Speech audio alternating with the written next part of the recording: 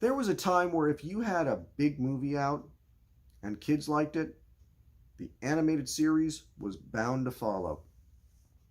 We got Ghostbusters, and that is considered the gold standard for us 80s kids. The nostalgia of you saw the movie and then the cartoon came out and then the cereal and the action figures and all that stuff. There was another show though. It's an 80s movie, but the show didn't come out until the early 90s. And it's been, I think, largely forgotten. But I didn't forget it. And when Shout Factory put out a box set of the show, I had to buy it.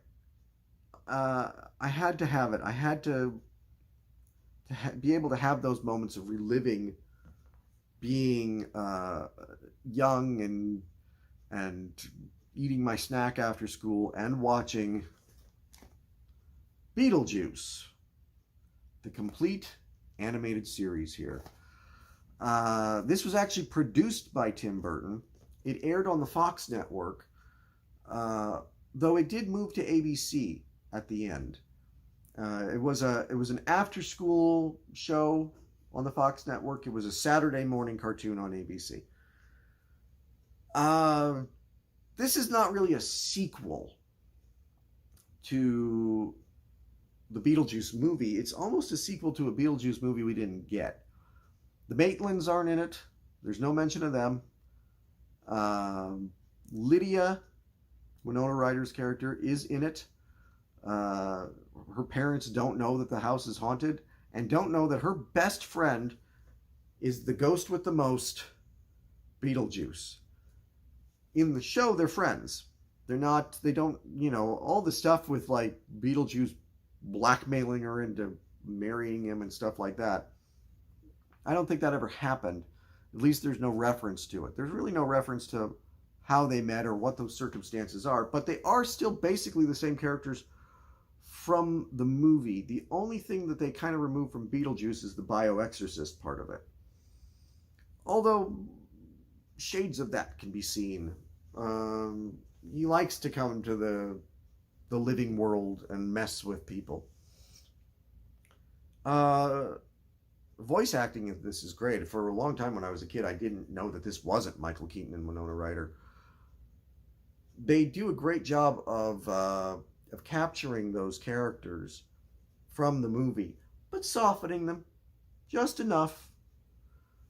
But not like Lydia in the movie was like this goth, obsessed with death. That is what she is in the show.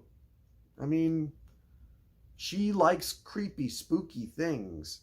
And so she really has this bond with Beetlejuice that we're just going to pretend isn't creepy because she's still an underage girl.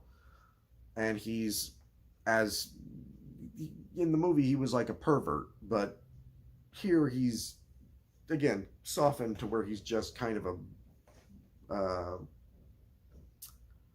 scumbag. He's still a scumbag in the show.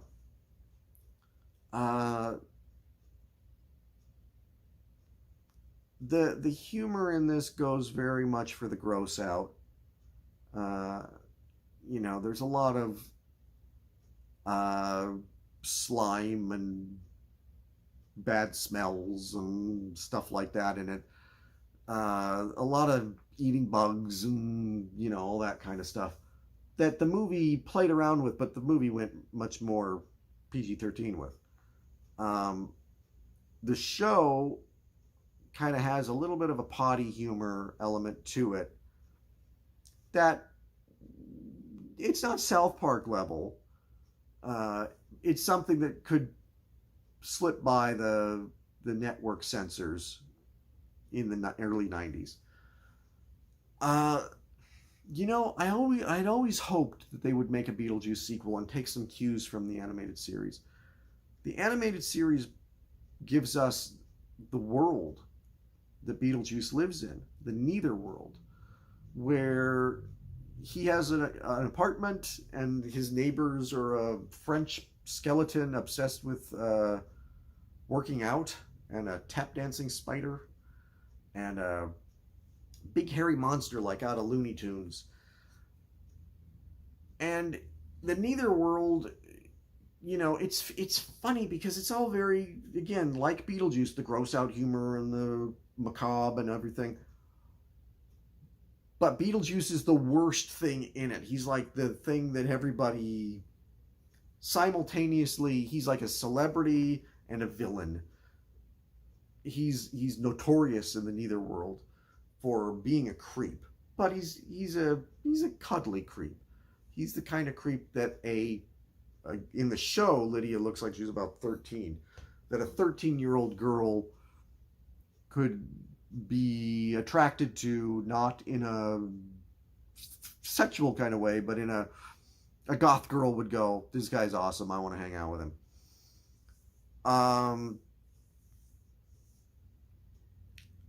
I don't think it holds up as well as something like Batman the Animated Series. I don't sit there and laugh when I watch this. This is really like I watch it with my kids. I'll watch it with my granddaughter now. It's something I think a little bit more for them.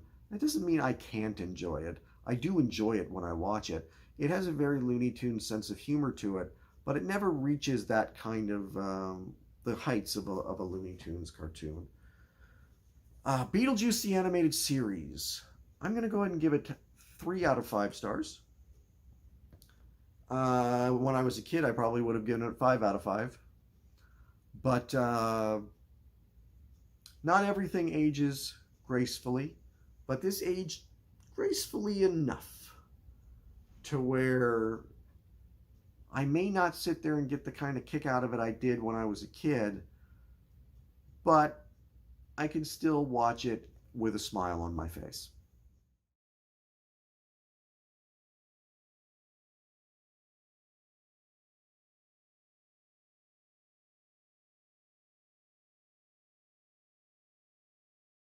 The worlds.